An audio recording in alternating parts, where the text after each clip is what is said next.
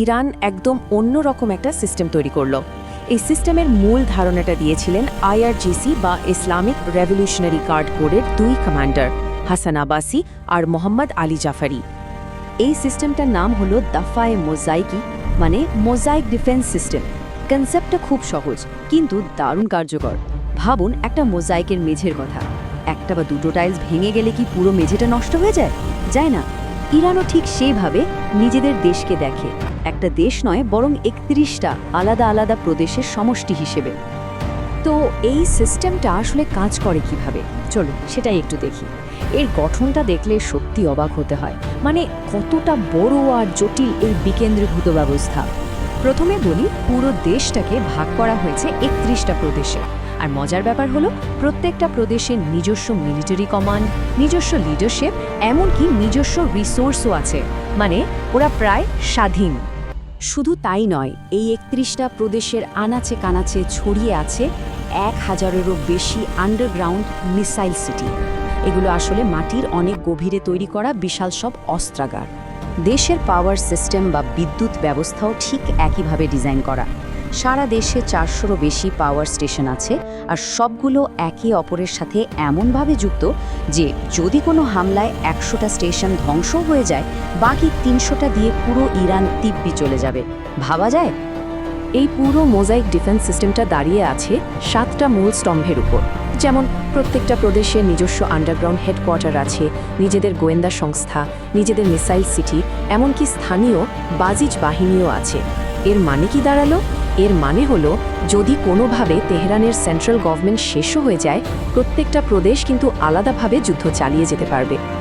এবার চলুন এদের একটা বড় সুবিধার কথা বলি, আর সেটা হলো এই আন্ডারগ্রাউন্ড বা ভূগর্ভস্থ সামরিক শহরগুলো।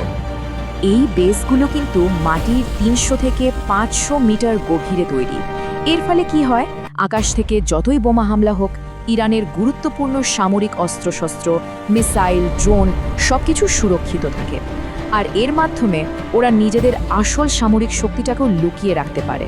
মানে উপর থেকে সব ধ্বংস করে দিলেও ভেতর থেকে পাল্টা আক্রমণ করার ক্ষমতা ওদের থেকেই যায়।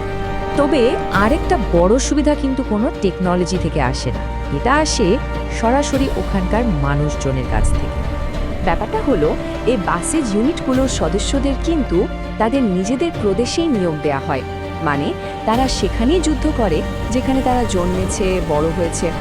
এর ফলে তারা নিজেদের এলাকার প্রতিটি অলিগলি, প্রতিটি উঁচু নিচু জায়গা চেনে। বাইরের কোনো আক্রমণকারী বাহিনীর পক্ষে এই হোম গ্রাউন্ড অ্যাডভান্টেজের সাথে পেরে ওঠা প্রায় অসম্ভব, কারণ স্থানীয় যোদ্ধারা তো নিজেদের বাড়ি, নিজেদের কমিউনিটি বাঁচানোর জন্য লড়বে।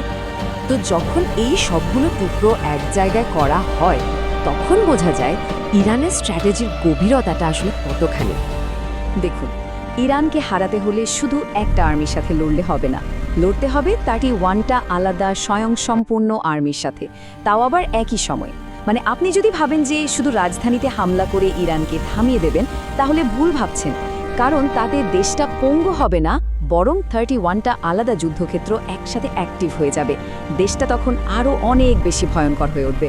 এখান থেকে শেষ একটা প্রশ্ন মাথায় আসে, আমরা তো এখন দেখছি যে সেন্ট্রালাইজ বা কেন্দ্রীভূত শক্তির সীমাবদ্ধতাগুলো কি কি? তাহলে কি ইরানের এই মোজাইক স্ট্র্যাটেজি ভবিষ্যতে যুদ্ধের একটা ঝলক আমাদের দেখাচ্ছে? হয়তো এটাই হতে চলেছে অ্যাসিমেট্রিক ওয়ারফেয়ার বা অপ্রতিসম যুদ্ধের ভবিষ্যৎ।